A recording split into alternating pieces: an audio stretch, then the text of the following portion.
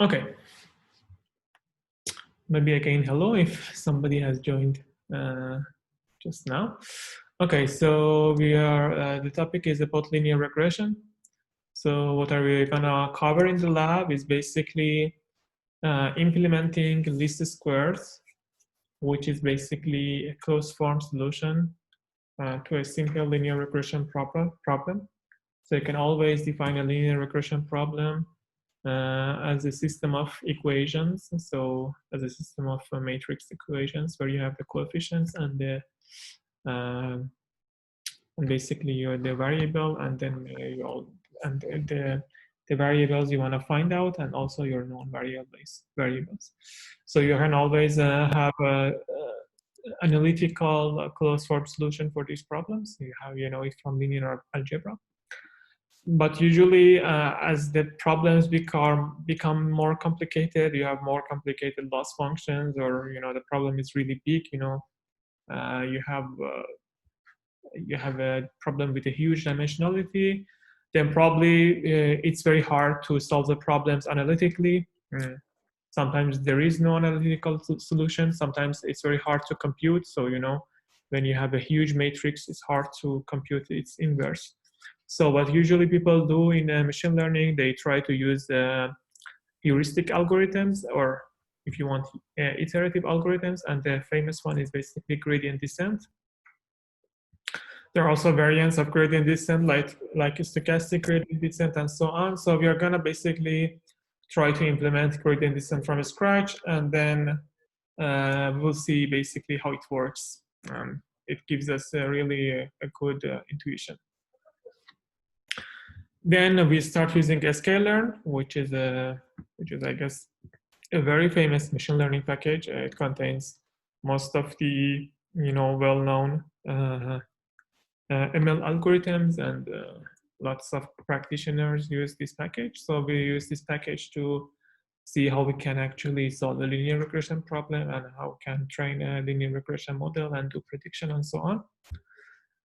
Then we will start talking about polynomial features, which is basically a way to augment the features of your data. Then train test splitting, and then what is overfitting, and how can we avoid overfitting, which is by regularization. And at the end, we will also cover cross-validation, which is the standard way of tuning hyperparameters in machine learning.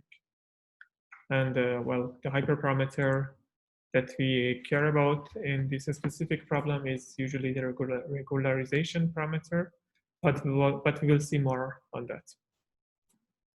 So for today's lab, we have these two notebooks. So the basics of linear regression, and a more deeper look into linear regression. So I'll start with the first one. So as usual, I have the links to the collaboratory. You can also click on the links in the README in the GitHub, so as I just do now. And you can open the notebook.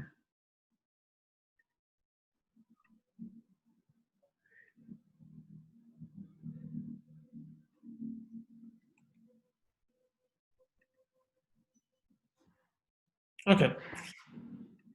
So as usual, we start by importing the packages we need. So what is new here in this week is basically this sklearn package. And we are importing it. So we are not importing the whole package for the moment. We are importing some of the subclasses of this package that we are going to use. Anyway, so as usual, we start by loading the data. The data that we are going to use is, of course, a synthetic data, but then it's about advertisement. So the task with the data, the task that we want to solve with this data is to figure out how different means of advertisements actually influence the amount of sales of a product. So you can advertise your product by TV commercials or radio or newspaper commercials. And then for each data point, you have some sort of coefficient for each of these ways of having your commercial. And then you can basically predict how each of these methods of advertisement can influence your sales, okay? This time I guess I have not I forgot to put the links to load the data from GitHub, but easy to get that link. So as we just also did in the first week, so you just find the data, which is, I think, this advertising, if I'm not wrong, yeah. So you just find it in GitHub, you click on it, and then you click on raw, and then just copy the link, okay, and paste it here, and then you can load the data like this. So you can see the first few rows of the data. So yeah, you have this. I'm not sure what those numbers are exactly, but this basically shows like some sort of the coefficient uh, of this feature. So probably for this product, you had like more TV commercials compared to radio and newspaper. So you can think of it like this. And this sale is just a number, maybe just a sale in, I don't know, $1 million or whatever, okay? As I said, we want to predict the sales based on these three features. So this perfectly fits into a regression problem. So we want to try a simple linear regression and try to predict the sales. As the first step, we want to do it by using only one feature. So using only one feature, we want to predict the sales, and the feature we want to use is the TV advertisement. So we have the TV advertisement as the feature, and we want to predict the sale. Okay. Okay. And if you just look at this problem, you know, a bit like more deeply, you can just see that this is like a simple problem that you may have seen, you know, in basic math courses, or I don't know, in calculus courses and so on. So you have a bunch of, you know, x and y's, and you want to try to find a function that approximates this set of points, you know, like with the least error possible. So that's why this method is called least squares, okay? And I think as we have seen in the slides, when you have like a one-dimensional linear regression problem, so what you have to find is basically two parameters. The first one is it's the constant, and the second one is the slope. So basically the slope of the line and, you know, the offset of the line. And you have in this slides the closed form solution for a slope and a constant. So all we do is that we just exactly implement this in our code. So, okay, as I said, the x variable is the dependent variable, is basically the TV advertisement, and the independent variable is the sales. So we have 200 data points, and so we just implement the formulas that you have from the slides here. So these are exactly these formulas, and we just get the slope and the constant. So as I think you have already seen the video of the course of the lecture, and you may have seen these two formulas for the slope and constant. So I just pass over it quickly, but if you have questions, just stop. Okay. And then what would be interesting to see is basically like the line that we are trying to fit on these data points, okay? And as I said, so you can see that after solving this linear regression problem, we got this line. And this is basically like the best line with the, you know, with the least error in terms of the mean squared error that can fit our data points. So you can see that these, you know, these narrow blue bars actually show like the error that your prediction has for each of the data points. Okay.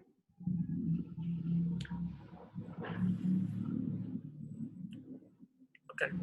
So okay, just a second. I have to close the door.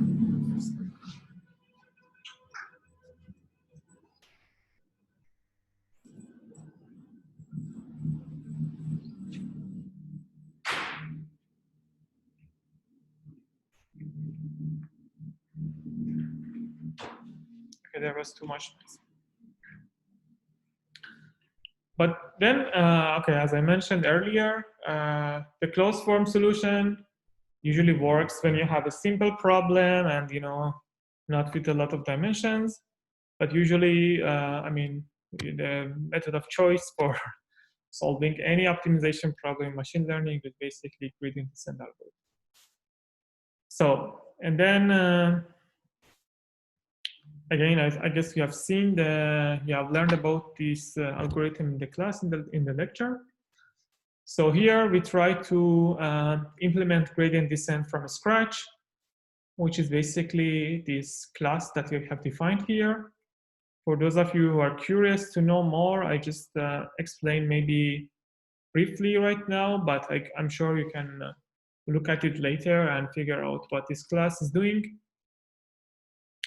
But basically, okay, the class that I have defined has 3 attributes. So what is the initial value of your parameter? What is your step size? And how many iterations or epochs you want to do to find, you know, the best parameter. So when you do gradient descent, you start from some initial point and you have some sort of step size. So you just go, you know, for 50 steps or 100 steps, and then you hope to get close to the minimum of the function you are just optimizing. So this calculate loss basically calculates the loss, which is basically mean squared error for your x and y's and for the parameter w that you have currently. And then this function calculates the gradient, and the update basically does the update step. So when you compute the gradient, so you just do, you know, the previous weights minus the gradient times the step size, and you got the new weight. And the train function is the main function that you use, and it just for the number of iterations that you have chosen, it just does this update step so that you optimize your function. Okay. Is there any question?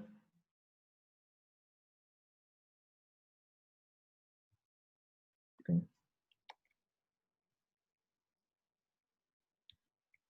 Okay, before using gradient descent, you need to note that to use gradient descent, it's better to first standardize your data before applying gradient descent. And there are different ways of standardizing here. The method I've used here is basically trying to make the mean of your data points to 0 and then the standard deviation to 1. So we are standardizing our data points such that the mean of the data set is 0 and the standard deviation is 1. And we do this to overflow, you know, to basically avoid overflowing or variables, or just avoid having very huge gradients, which may cause us diverge instead of converge. So we first standardize the data. Sorry. And then we apply gradient descent. We train it on our data points, and then we get the result. So basically, these are our, sorry. These are the values of our coefficients. So the first one is the constant, and the second one is the slope. Again, for the sake of learning here,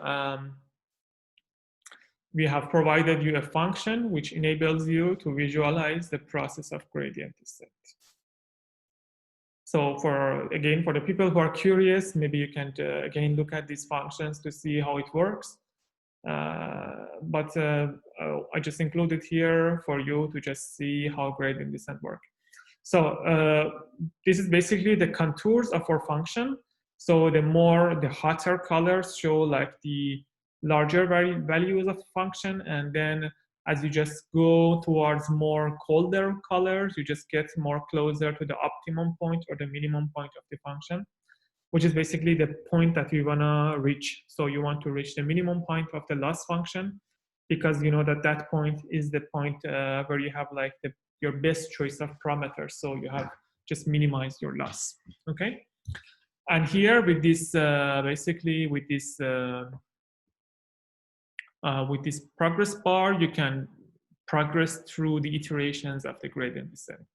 So when you do the first iteration, you see that, okay, in the first iteration, because you are quite far from the optimum, so the value of your gradient is larger, so you just do, you know, larger steps, but as you get closer to the optimum, so your steps becomes smaller and smaller, and probably you need, you know, already after, you know, 11 or 12 steps, we are already very, very close to the optimum of our function. And you can see that our line is becoming, so on the right, you can see how the line, which is basically our prediction line, changes and gets closer to the optimum line, if you want. So you can play with this, and you see that at the end, our steps become very small, and already, like at step 21, we have reached the optimum. From this point on, as we do more steps, we are just, you know, oscillating around the optimum. Okay, so this was just a nice visualization to see how gradient descent works. So if there are any questions up to this point, please ask. Otherwise, I can just move on.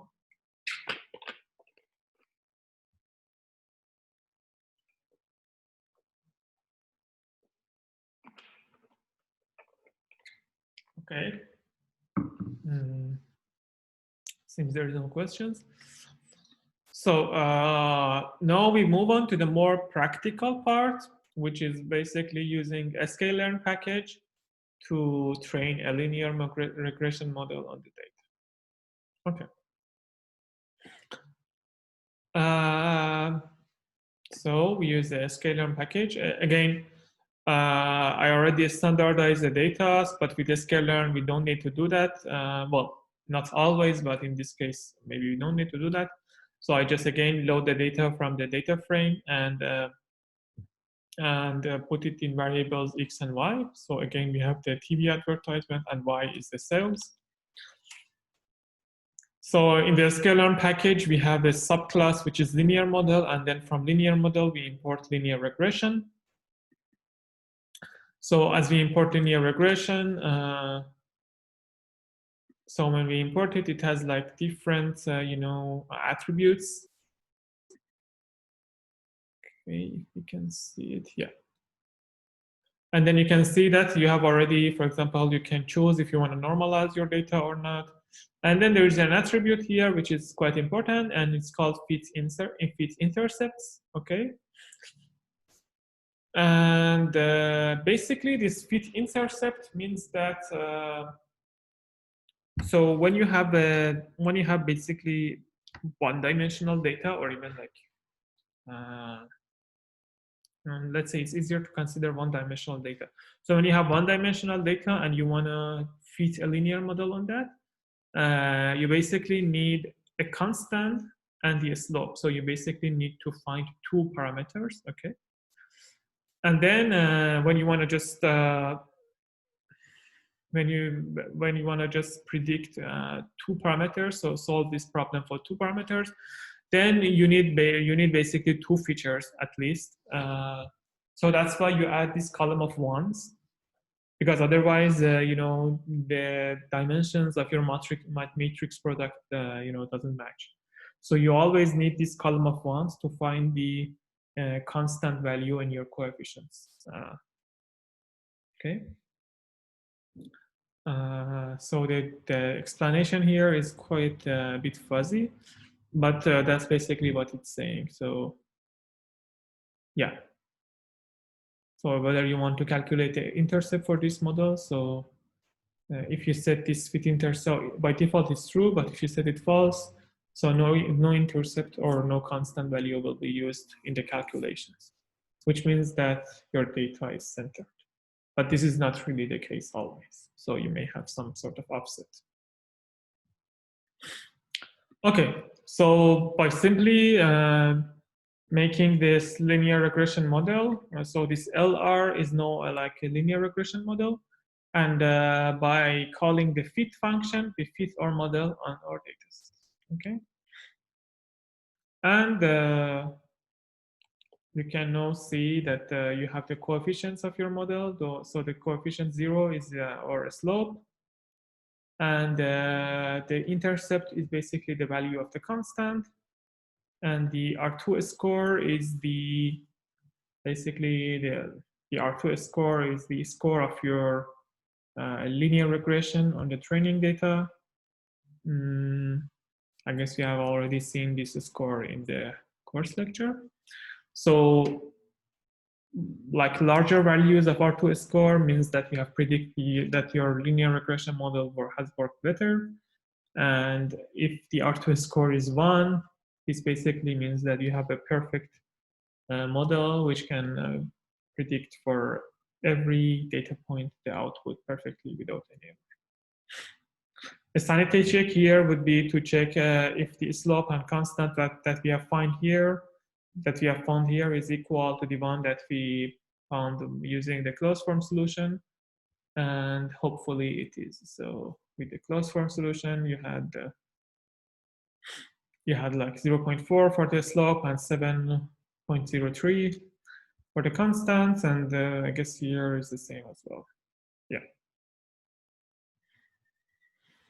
And then as you have, when you train the model, so you can predict the output for any data point or just for some unseen data point even. So here we just want to see if you have the value 200 for the TV advertisement, what would be the sales, and you can just do it by using the LR that predict, by using the that predict method. So another metric also to evaluate a linear regression model is mean squared error. So you can load it from the metrics module in sklearn and then just compute the mean squared error for the training data. Well, the mean squared error of your model for the training data. Okay, but be careful that this mean squared error in, let's say, in an absolute sense, doesn't give you much information. So, but then when it comes to comparison, it can tells you, for example, when you're comparing 2 or more models with each other, it can tell you which model is better. Of course, the model which has like a lower mean squared error. Okay, but when you're just like looking at one model just in isolation, the mean squared error metric does not tell you much of how good or bad your model is for the linear regression. This is unlike accuracy, which is a metric which is used for classification, and then for that, basically accuracy means something even if you're just looking at one model in isolation. As you have like higher accuracy, like more closer to 1, this means that you have a better model. But we will learn about classification next week.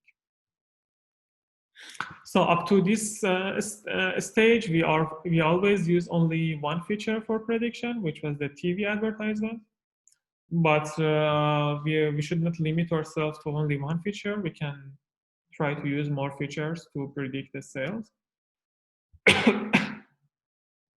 And with sklearn package, it's very easy. You just give the input data set with more dimensions. Okay, so here we just for the x, which is like our dependent variable, we just put like the values in the 2 columns of TV and radio. So now the matrix X has 2 columns, and the Y is again the sale values, and it's like the same. So we just define a linear regression object, and then we fit it on this new data set. And again, we get like the parameters, the coefficient and the intercept and so on. So right now you can see that we have 3 parameters in total. So we always have like a constant parameter, but now we have also basically 2 coefficients. And the reason simply is that so when we have So when we have two features, this means that, okay, if this is the input matrix, so we have two columns, so the first column and the second column. So we can call it x1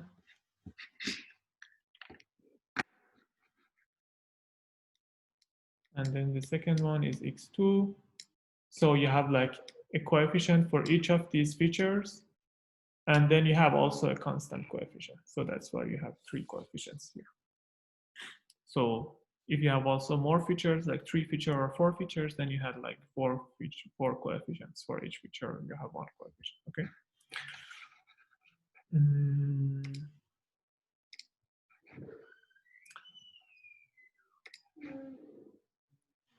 You can, again, similarly, you can do predictions again. So what would be the amount of sales if I have the value 200 for the TV advertisement and 50 for radio? So it gives you the prediction. It's simply like this. You can even use more features, and it's again very similar to the previous cases. And here, if you pay attention, you can see that actually using more features has helped our linear regression model to be more accurate. So if you look at the R2 score, so here by using 2 features, the R2 score is 0.89, but then when we were using only 1 feature, the R2 score was 61.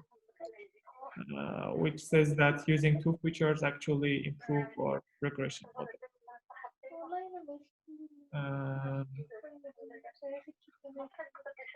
If someone is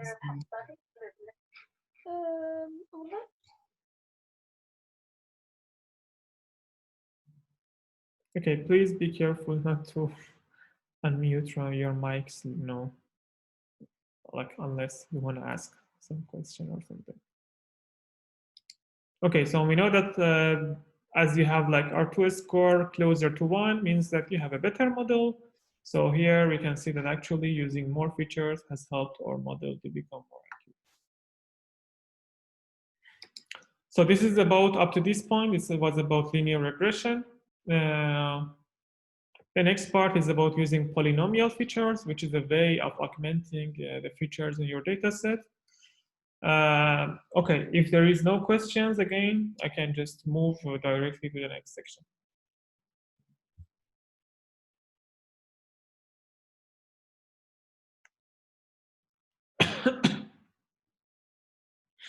Okay, so maybe a very short preliminary for this section. So you know that when we are doing a linear regression, so why we call it actually a linear regression problem? The reason is that the loss function that we have is basically linear with respect to the parameters of our problem, okay? So remember when we had like a one-dimensional data,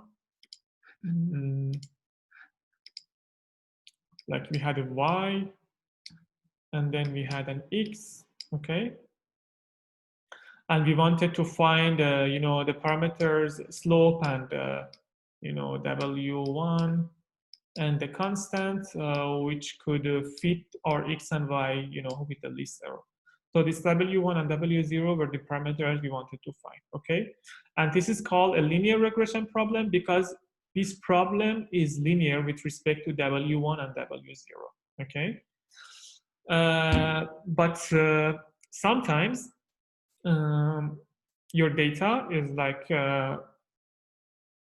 just, I mean, a linear model is a very simple model, but sometimes your data is like more complicated and they cannot really explained by, you know, a linear model, okay? So it could be the case that your data points are something like you have some data points here and then you have some data points like this. So, you know, a line can never fit a data point like this perfectly, okay? So that's why in some cases it would be useful to augment your feature by adding the polynomial combination of the features. So for example, if you have a case like this, obviously a quadratic function can fit such data points way better than a linear function. So what we do is that we augment our one-dimensional data, which was x, with a polynomial, with some higher order polynomials, which means that previously we had only x, but now we use both x and x squared. Okay. Which means that in this case, our problem became y equal, w2 x squared plus w1 x plus w0. And we know that, okay, this is somehow, this is in a form of a quadratic function with respect to x.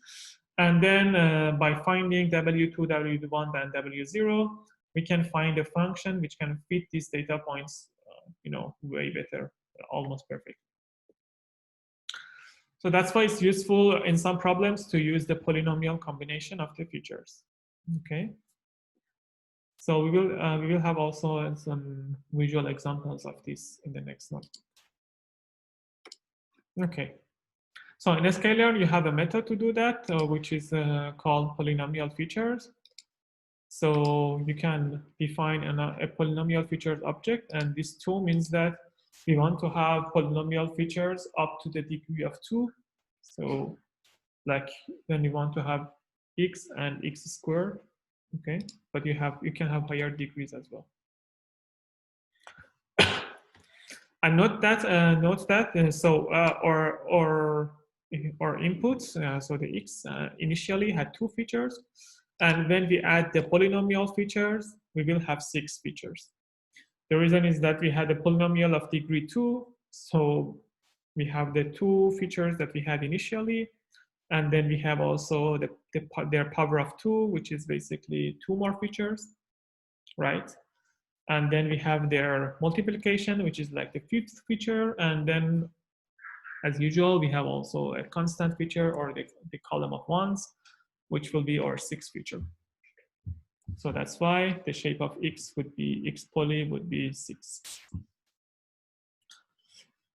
And so with this new data set, we can just try to train a linear regression on this new augmented data set, which is x poly. And then as we do this, we can see that we have even improved, our linear regression model even more. So now the R2 score is very close to 1. Okay.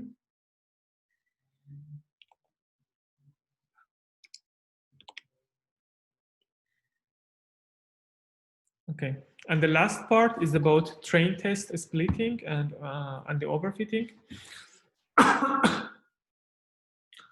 So you know that when you are training a model on a set of data points, it could happen that your model will end up learning the behavior of that specific data set, which means that your model has not really generalized well on the concept. So if you just give a new sample outside of the data set, a new unseen sample to the model can just make predictions which are horribly wrong. Okay, and that's why the standard practice in machine learning is to keep a portion of the data, which is usually the smaller portion of the data, out of training, and we call this portion the test data. And then what we do is that we train the model on the rest of the data, which we call training data. When our model is trained, we try to predict the output for the unseen test data. And if our model can do well on the unseen data, this tells us that we have trained a good model, and our model actually can generalize on unseen data well. Okay.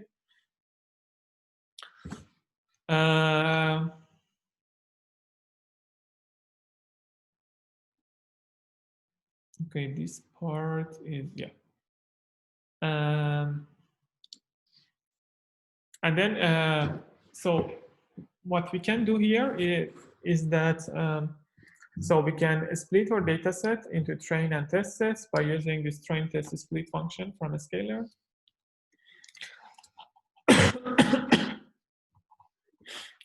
For example, here, again, we use the only two features for the input, the TV and radio advertisement, and we want to try to predict the sales. And for example, in this specific case, we want to see what happens if we add more polynomial features to our input. Okay. And then a fair comparison would be to compare actually, the test error, because we know that obviously if you add more and more polynomial features, okay, you will have less training error, because when you have more polynomial features, then you have like more coefficients, so your model has the ability to exactly fit on the training data, so the error of the training would be very small. But then this is dangerous, because such a model is a model that has only learned what happens in the training data, but when it sees like some unseen new data, it can just make a very wrong prediction. So that's what we are doing here. So for a range of polynomial degrees from 1 to 7, we try to see what is the training and the test error. Okay. So each time we split our data into 80% training and 20% test. So this random state is basically the seed of the random generator that is used by the algorithm to split your data. And then again, each time we try to fit a linear regression model and then try to see what is the MSE for the test and training data. And we plot these two values. So here it happened that so the training error by increasing the polynomial degree, it always decreases, okay? But the test error, this is not the case for test error. So the test error decreases until some point, until some polynomial degrees, but increasing the polynomial degree further from that point could increase the test error as well. So here in this specific problem, we don't see this, probably because we needed to try more polynomial, like higher polynomial degrees, but usually this is the case that happens. So we'll see more examples, but usually the case that happens is that if you have the training error, so the training error always decreases by adding more polynomial features, but the test error decreases up to some point, but then increases by adding more polynomial features. And this is the point, from this point, this is the point that we say that overfitting has occurred, which means that our data has really, overfitted on our model has really overfitted on the training data, meaning that the error on the training data is really small, but all the model has learned is the behavior of the training data. And with the new unseen test data, the model makes a lot of error.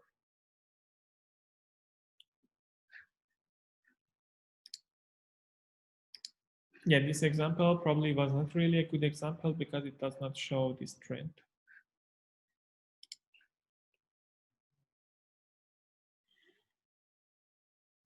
Another way that people try to, and a way that typically people use to avoid overfitting is basically by penalizing the norm of the weight vector or the coefficients vector. And this is called regularization. So here, as an example, we use the linear regression model with L2 regularizer, which means that we are trying to keep the second norm of our coefficients to be small. And then by tuning the regularization parameter, you can actually try to minimize the test error and find a model which has like the smallest test error. Here again, we did it for different for different values of the regularizer, and then we visualize it in this plot. Okay, again, this is not a really good example because as we see that by increasing the regularization parameter, the test score is always decreasing. But usually, what happens is that usually what you try to do is try to find the value of regularizer value, which gives you like the minimum test error. So, for example, it starts decreasing, and then at some point it becomes minimum, and then it starts increasing again.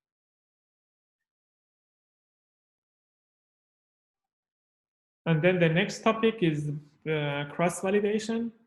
So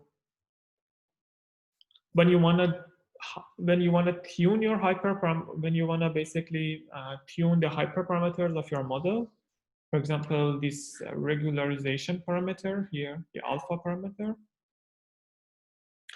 the best way to do it is through cross-validation, because as we talked previously, we want our test data to be completely unseen. Okay. And when we use the test data to tune the hyperparameter, then it is somehow seen by the model, because actually we are selecting our model by, we are selecting the hyperparameter of our model by, computing the accuracy on the test data. And so by doing this, our test data is somehow already seen by the model. But that's not what we really want, because we want to make sure that our model generalizes completely. So what you do instead is that you try to split your data into actually 3 sets, which we call training, validation, and test. So the validation set is actually the set that you use to basically evaluate your model during training. So during training, when you want to tune your hyperparameters, so you use this validation set. And then when you are done with all the training process and you are sure that, okay, the parameters are good, the hyperparameters is fine, then you just test your model on the test set, and you see, how accurate your model is. And to make sure that you are doing, you are tuning the hyperparameter of your model in a fair way, people do this cross-validation trick, which is basically they not only, instead of just using one validation set to see what is the accuracy, to evaluate the model during the training, to find the optimal hyperparameter and so on, they try to do this validation training splitting in multiple times, and then try to average the results, so to make sure that they get a good idea of the best hyperparameter of the model. So I will show a visualization for you to understand what I mean. So in the Sklearn, there is a module which is called RegCV, which does this linear regression with cross-validation. And by default, the cross-validation used by Sklearn is the leave one out cross-validation, which basically means that they just leave one data sample out of the training, so they train the model on the rest and then evaluate it on that one data sample. And then it's again the same, so you do the cross-validation, and then you just find the best hyperparameter. So in this RegCV, so you can specify what is the range of the parameters, what is the range of the hyperparameter that you want to search the best hyperparameter in which range, and the fit-intercept and normalize and so on is again the same. And this CV parameter tells you to how many chunks you want to basically divide your data set. So if you just write cross-validation, there is a nice actually visualization in Wikipedia, which could help you to understand.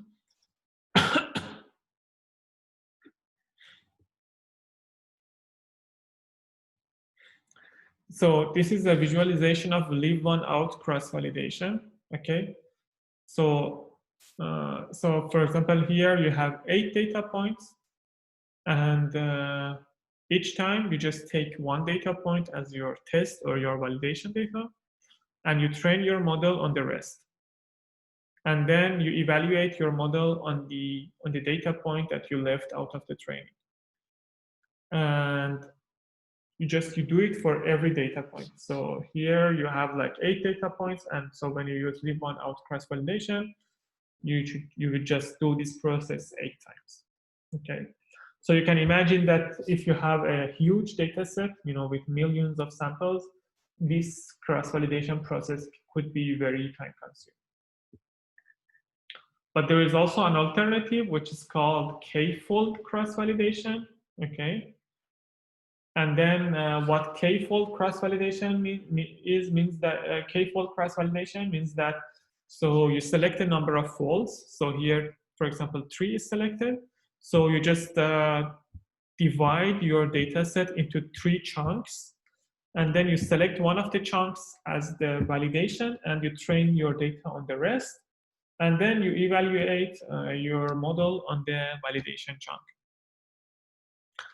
And you can see that this is already much more efficient. For example, here, if you have 12 data points and you want to do 3 false cross validation, so you have to repeat this process only 3 times, okay?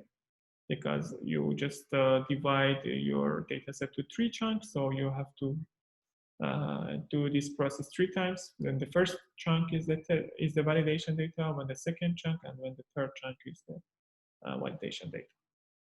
And to make sure that there is no bias or whatever in your splitting, usually what you do is that you first shuffle all of your data points, and then you start splitting into k-fold.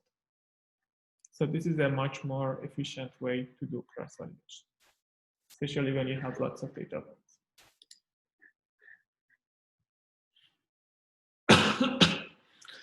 Okay, so this was the first notebook. Yeah, I agree it was a bit long, but I just wanted to make sure that we, even very briefly, we just go over everything that has been covered in the class.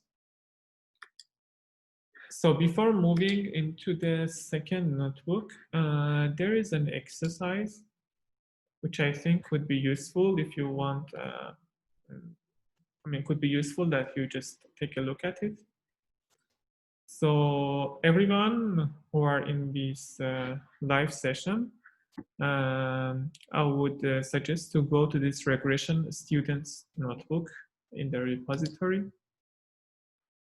and just open it in Colab.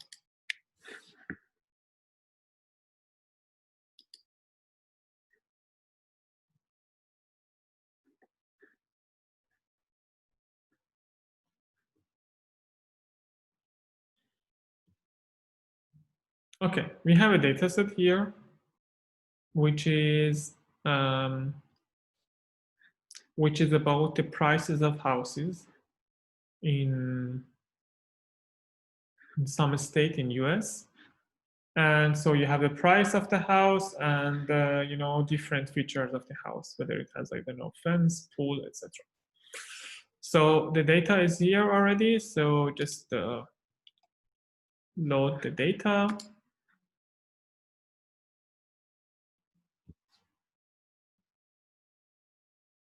Okay.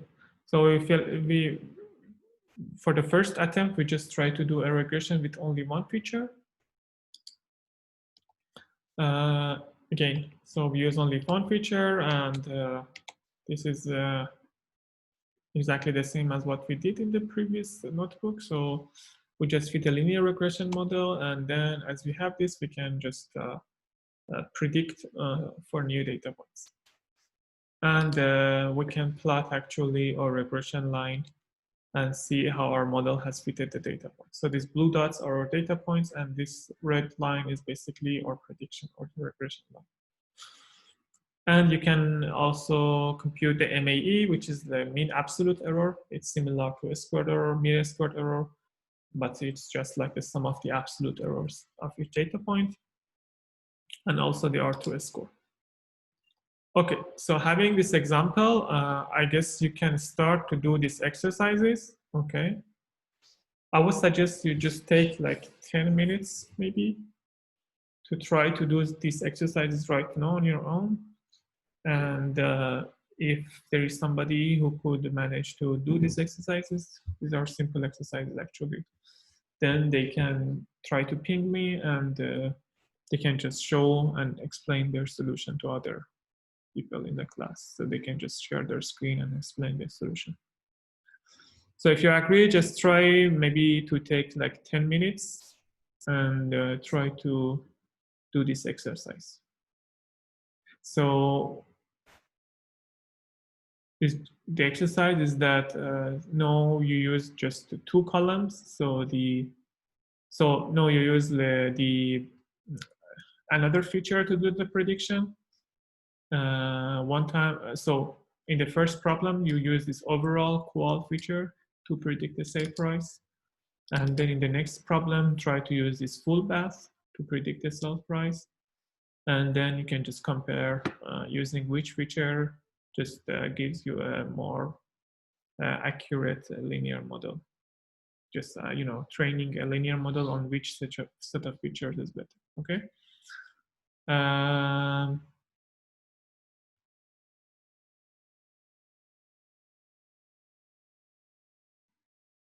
Okay. So try to do this exercise step by step. It's not too long, but I don't know, take 10 minutes and try to do it as much as you can, and then we can just review with each other.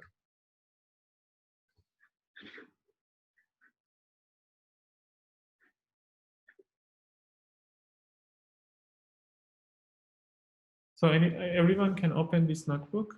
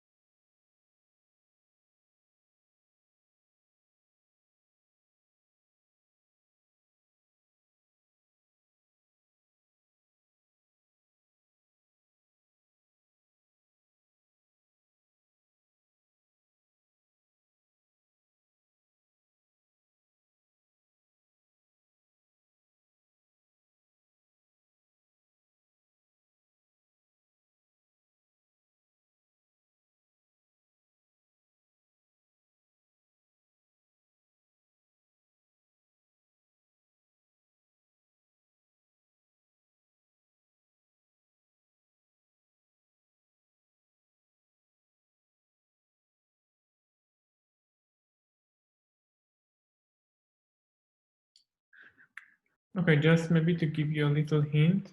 Okay, you don't need this step 0 because the data is already loaded in the top cells. So all you have to do is to start from this step 1. So select the target variable, which is the sales price, call it y, and then select also the dependent variable. So, okay, the list of the columns you really don't need, but you can just do it like this. And then the y, we know that is basically the house data and the sales price, I guess. Okay, what was it? Okay, it's like this.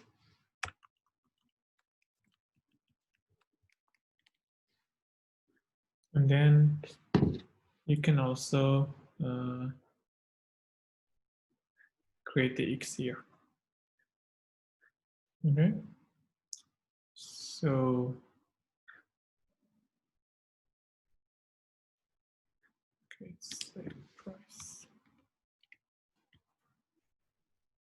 Okay, so try to do it now. So from this is step 1, it's fairly easy. So you just create Y, create X with only one feature, and then just fit the model and predict. Okay. It's exactly what we did in the previous notebook in the lab. So has anyone already done any of these steps or not yet?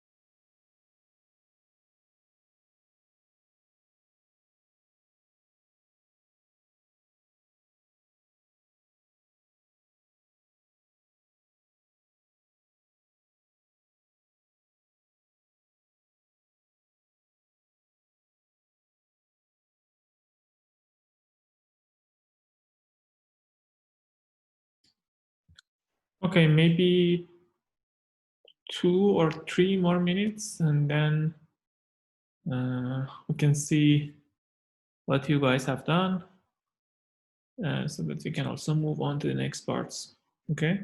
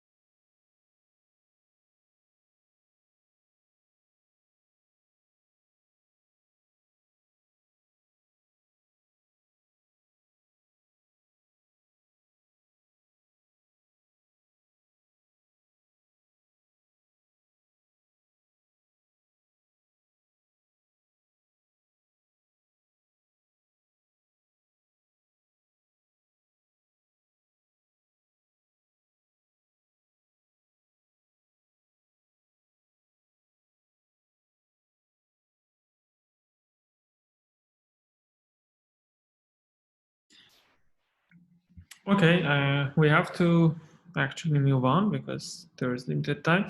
So anybody who wants to share his or her answer, or like it shouldn't be complete by just anything.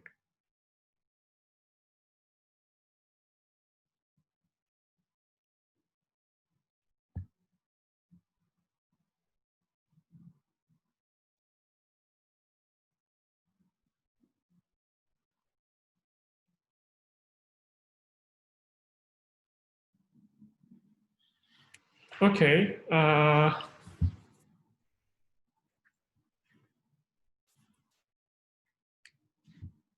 Okay, so we can try to do it together. So here we said that let's just use one feature, and let's say you want to use this overall qual feature. Okay. So the feature that we want to use is this overall qual, and we just use it. Okay, and sorry, let me see what was the name of the data frame. It was house data. Okay, yes. Okay, so you just you want to use this only one feature, and then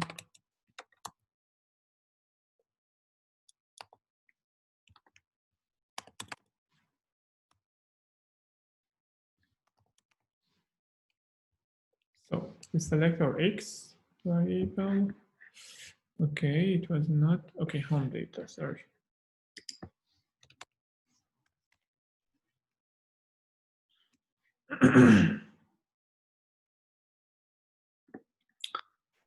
Okay, this X we really don't want it. It's really not important, but we can do X dot head and then just see, the first few rows. And so here you have to fit the model. So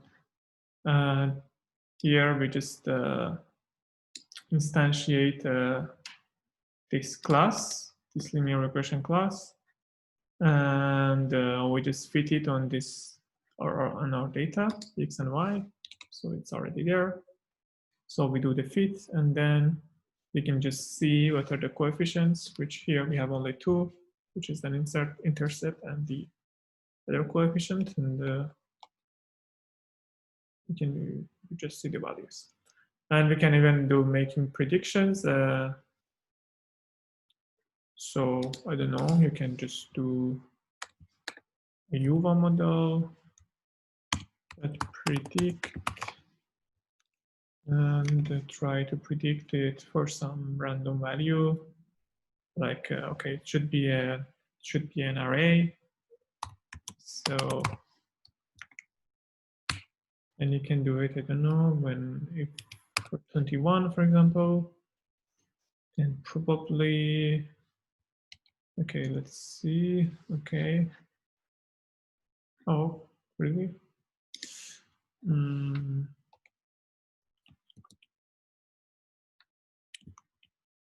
Should import NumPy probably.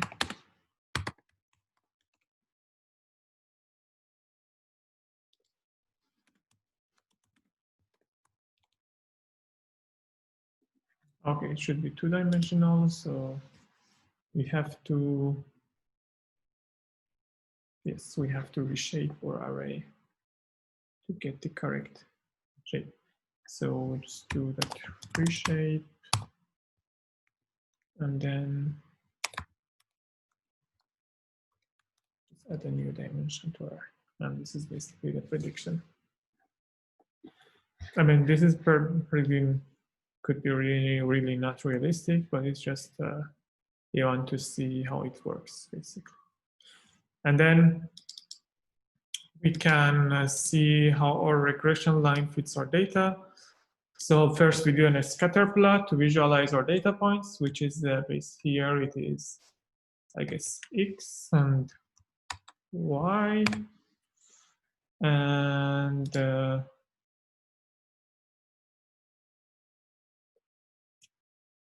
here we do the, okay, we plot the predictions. Okay. Here and the predictions, I have to, okay, instead of doing it on one data point, I just predict the whole X. And here you can see that, okay. So that your data points were like this. So this overall qual variable was basically a categorical variable. So it has values between 1 and 10. And then you just, when you just feed a linear regression model, it looks like this. So definitely it's not an appropriate problem to do. I mean, it's not really appropriate to do a linear regression for such a problem because, you know, as you can see, it's a categorical variable, so it's not really, doesn't really make sense to fit a linear model. But it's just for you to see how you can basically do a linear regression and how you can visualize to see how does your model fit your data.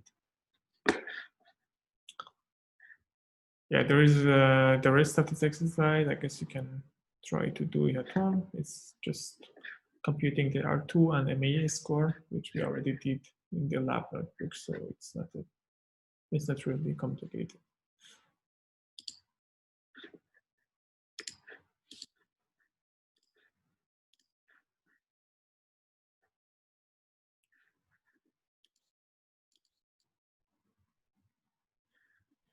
Okay, now I just want you to quickly look at this notebook as well, which is Linear Regression Deeper. So what you will see here is basically you can get, you know, a better intuition on what is overfitting and what do we mean when our model does not generalize well and so on, okay? And also why those polynomial features are useful. Okay, we have a simple example here. So what we did is that, so this notebook is not really, don't look at it from, you know, the technical point of view, just look at it from the point of view that you want to basically understand these concepts, you know, what are polynomial features, what is, you know, overfitting, what is generalization, etc. So let's say we have created a sample, a synthetic sample, and how we can create it is that we just took a sinus function, which is this green line, and then we generated a random sample. So we just take a point on this function, and we just added the noise to it. So our samples are these blue dots in the scatter plot, and the true function is just is this green line. Okay.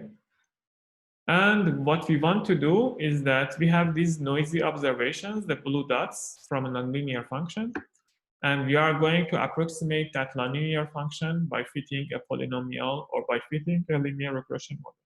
Okay. So in a real world problem, you do not have this true function. You do not know about this green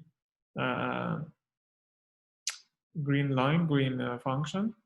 All you know is that you have some samples which are actually coming from this underlying function, but these samples have most probably been noisy. So because they are a result from some sort of, I don't know, probably some sort of measurements and so on. So they could be noisy. So given these noisy samples, you want to try to approximate the true function or the original function from which these samples are coming from. Okay. And as we said, okay, so we can try to fit a linear model on this noisy sample that we got. But as you can see also from the plot, a linear model is not really a good choice to fit in our data. So this linear model is just very simple to explain our data. So instead of trying a linear regression model, we start to try, polynomial regression. So we will try different degrees of polynomials, and then we will see that by higher degrees of polynomial, we can fit our data better. Even here, by just looking at the blue samples, you can see that, okay, definitely any linear function cannot explain these samples very well, but maybe a higher degree polynomial, maybe degree 2 or degree 3, can explain this sample better. So that's what we did here. So we tried higher polynomial degrees. For example, if you try to fit a model with 2 degrees of polynomials, which means that you both use the x, the original values, and also the x squared, the original values to the power of 2. Then you get a model, you get this orange model, which is much more closer to the true function, and it can actually already explain or sample very better. So here we just, okay, to see this effect more clearly, here we just try different values for the degree of polynomial. Okay, with the degree 1, we can see that, okay, we already see that it cannot really explain our data set. With degree 4, we can see that we are starting to actually be really close to the true function which generated these data points. But from this point, as we start to increase the degree of polynomial, we see something weird is happening. So what we will see is that our prediction model, when we use a very high degree of polynomial, is actually trying to model the noise instead of the true function. So in the extreme case, when you have like degree 50, you can see that your predicted model, which is this orange function, has lots of high jumps, and then this basically gives you a hint that this model is actually fitting on the noise. So it's more modeling the noise instead of the sample. And that's not really what you want, because you know that the noise is basically due to some measurement errors or whatever, but that's not really shows, the real trend of the data, and that cannot really shows you what was the true function that generated this data. And then we basically, like what we did in the previous notebook, did a train test splitting and try to compute which degree of polynomial is the best for this problem.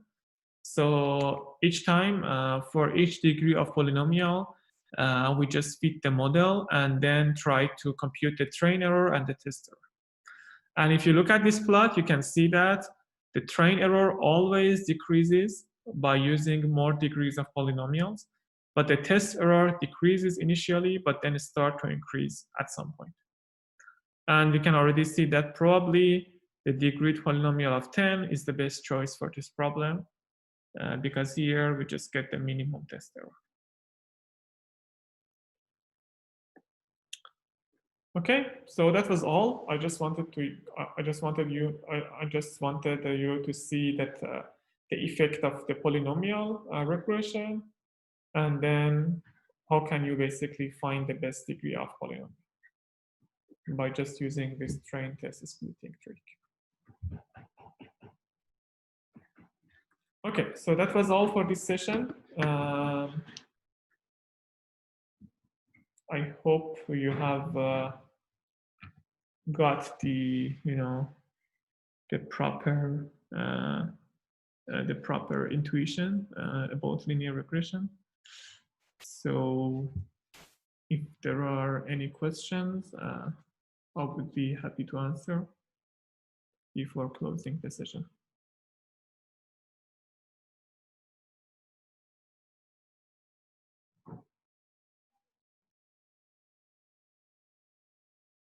Okay, I've seen the feedback in the chat that the lab is a bit too fast to follow. Okay, I'll try to be a bit slower from next sessions.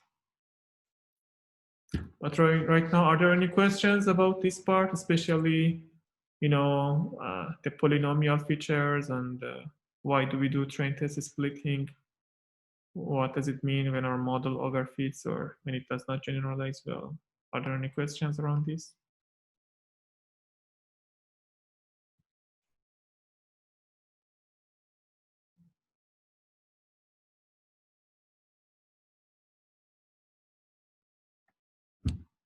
So no questions.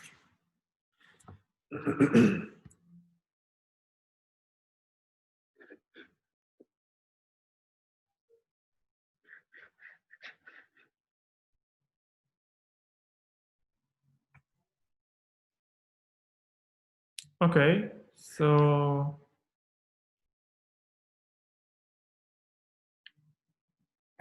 I guess everybody are silent, so we can just close this session. I wish you have a good afternoon and we'll see you next week. Thanks everyone.